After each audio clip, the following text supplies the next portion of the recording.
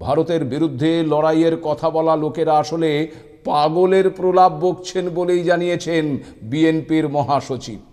ভারতের সাথে বাংলাদেশের বেশ কিছু ক্ষেত্রে সমস্যা রয়েছে, যা আলোচনার মাধ্যমেই সমাধান করতে চাইবে বাংলাদেশের নতুন সরকার, যার মধ্যে রয়েছে গঙ্গা জলবন্টন চুক্তি।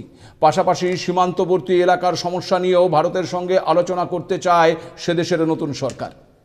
শেখ হাসিনা প্রসঙ্গে ফখরুল পরিষ্কার জানিয়েছেন, হাসিনা মানবাধিকার লঙ্ঘন করেছেন, তাকে শাস্তি দেওয়ার দাবি তুলেছে জনতা, তাকে বাংলাদেশের হাতে তুলে দেওয়া উচিত ভারতের।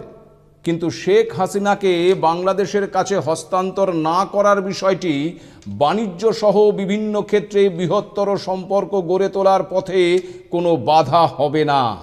আমরা আরও ভালো সম্পর্ক গড়ে তুলতে চাই।